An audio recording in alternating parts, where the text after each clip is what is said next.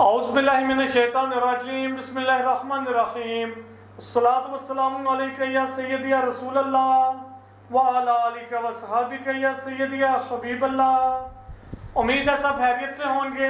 आज इंशाअल्लाह अज़्ज़ा हम बात करेंगे, तो आज 3 पीस सूट्स की बात नहीं होगी, आज डिजिटल मशीन की बात होगी। और हमारा साथ देंगे ASF टेक्सटाइल के MD साहब अब्दुल समद भाई। वीडियो शुरू करने से पहले आपसे भी एक अर्ज ये करूंगा कि आप हमारे हक में दुआ कीजिएगा कि अल्लाह सुब्हाना तआला हमें रियाकारी से भी बचलाए, हाज़रीन के हसद से भी बचलाए और बुरी नज़र से भी बचलाए। सोचा तो पहले भी था कि हम इस अंदाज में वीडियोस बनाएंगे, लेकिन फिर दिल में ख्याल यही आता है कि यार ये रियाकारी में ना आ जाए। लेकिन ये भी दिल में ख्याल आता था कि आप लोग बेचारे बहुत दूर दूर बैठे होते हैं, आउट ऑफ सिटीज में, आउट ऑफ कंट्रीज में, तो आपके लिए नॉलेज बेस पे भी वीडियो बनाई जाए। जितना हो सका आज इस वीडियो में डिटेल बताएंगे। इसके बाद भी पूरी कोशिश होगी, अगर अब्दुल समद भाई ने हमें टाइम दिया तो और वीडियोस भी बनाएंगे।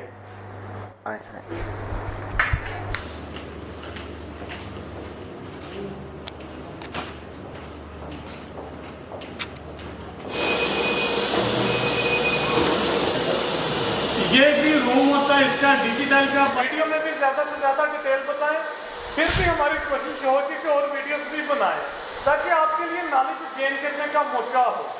कोशिश करेंगे जो बेहतर होगा वही आपको बताएंगे इंशाल्लाह। अब्दुल समद भाई, ये क्यों लगा हुआ है, इसके ये छोटा सा रोल क्यों है? प्रिंट तो काफ़ी ज़्यादा आता है आपका। फरहान भाई, ये जो हमारा रॉड लगा हुआ है इसके ऊपर अप्रोक्सीमेटली तकरीबन 400 मीटर से 500 मीटर तक आ जाता है। अगर इससे ज़्यादा हमें रिक्वायरमेंट हो तो हम इसकी मशीन के पीछे बिल्कुल इसके यहाँ पे हम एक बैटर रख लेते हैं जिसके ऊपर हम अनलिमिटेड मीटर्स का रोल लगा सकते हैं। अच्छा, अब तो समझ में ये 3 दफ़ा क्यों गुजर रहा है यहाँ से, इसकी क्या रीज़न है? इस कपड़े के अंदर बार रोल होते हैं जिनके अंदर सिलवटें होती हैं, तो ये इसका मकसद ये होता है कि इसको 3-4 बार नीचे रोड्स के नीचे अंदर से गुजारने का मकसद ये होता है कि इसकी जो सलवटें हैं वो ख़त्म हो जाएं, क्योंकि इसकी वजह से आगे हेड्स को प्रॉब्लम आती है, वो रुक जाता है। लिखियों में इसकी थोड़ी सी डिटेल बता दें। ये जो हमारा मीटर है इससे हमारा ये सारा रोड वगैरह कंट्रोल होते हैं, इसका एयर प्रेशर वगैरह हर चीज़। यहाँ पे इसका जो है टेम्परेचर है, ठीक है, इसका ये टेम्परेचर 50 जो है ये इसका मैक्सिमम टेम्परेचर है, ठीक है, और इस टाइम इसका टेम्परेचर 22.7 डिग्री है। अच्छा जी, ये जो टेम्परेचर है ये इस रॉड का है या ओवरऑल मशीन का या रूम का है? ये फरहान भाई जो टेम्परेचर है ये इस रोड का है। उसकी वजह ये है कि इसकी जो ब्लू है अभी हमने फ्रेश की है, जिसकी वजह से इसका टेम्परेचर जो है वो कंट्रोल में रखना पड़ता है। ये जो रोल है इसके ऊपर आपने ये एक बाई भी कर रखी है, इसकी क्या रीजन है, ये क्यों यहाँ पे? इसकी बैक साइड पे 1 से 2 बंदे ज़रूरी होते हैं। अगर इसकी रीज़न ये है कि अगर रोल के अंदर कोई मसला आ रहा है, कोई सलवट आ रही है, ठीक है, तो वो इन जो इसके बंदे वर्कर्स खड़े हैं, इनका काम है, इनकी ड्यूटी है कि इन्होंने वो सिलवटें निकाल लें।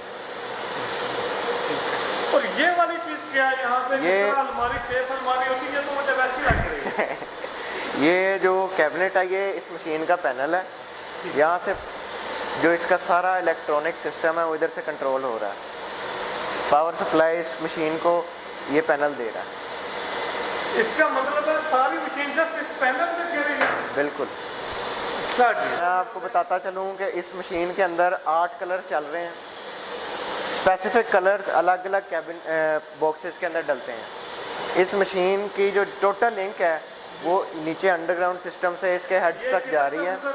ये अगर आप गौर करें थोड़ा सा, ये नीचे से गुजर रही है सारी, इस मशीन के हेड्स को सप्लाई जा रही है। ये जो ये ब्रीक पाइप, ये जो ब्रीक पाइपिंग है, हाँ जी, इसके साथ ही गुजर। मुझे तो ऐसा फील हो रहा है जैसे ये फ्रीजर है। बाकी अब तक ये क्या चीज़ है? ये फरहान भाई मैं आपको बताता चलूँ कि ये इसका बैकअप UPS है।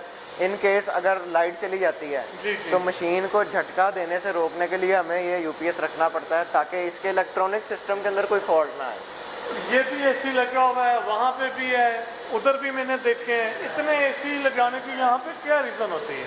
ये इनके AC लगाने की इसकी सबसे बड़ी रीज़न तो ये है कि इस मशीन को टेम्परेचर एक रिक्वायर्ड है वो है 25 डिग्री सेल्सियस। ठीक है। अगर इस मशीन को 25 डिग्री सेल्सियस से मतलब ये ओवर हीट हो जाए तो इसके हेड्स के अंदर जो है वो हेड्स चौक हो सकते हैं।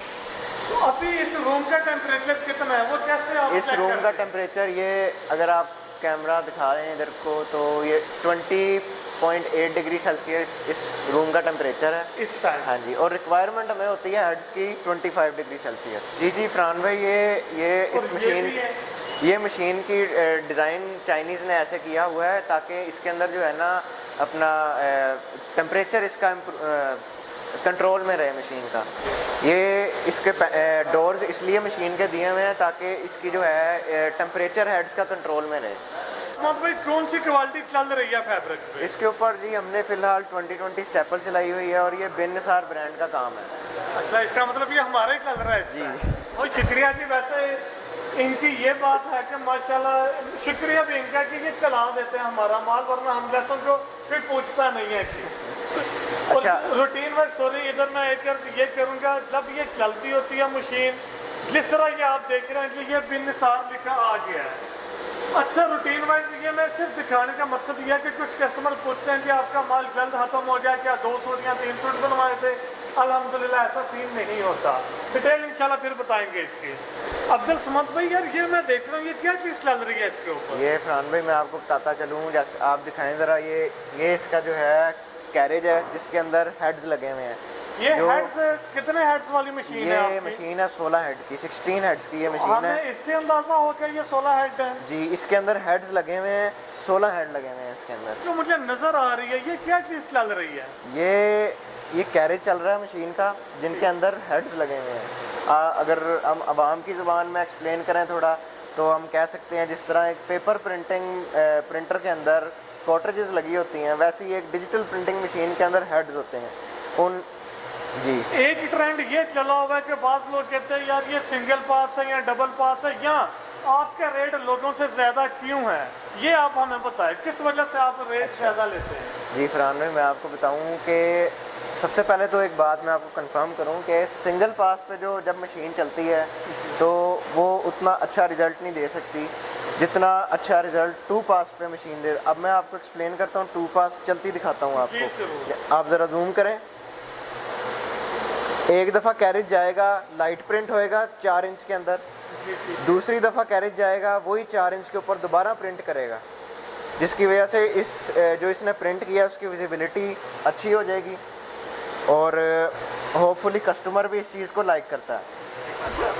करूँगा अब्दुल समद भाई से एतराज़ भी करूँगा कि ये हमसे रेट ज़्यादा क्यों लेते हैं, उसकी भाई रीज़न बताएं हमें आप। अच्छा फरहान भाई, मैं आपको बताता चलूँ कि सबसे पहले तो बात ये है कि लोग अक्सर 16 हेड की मशीन ले लेते हैं, उसके अंदर जो हेड्स हैं वो 8 रन करते हैं।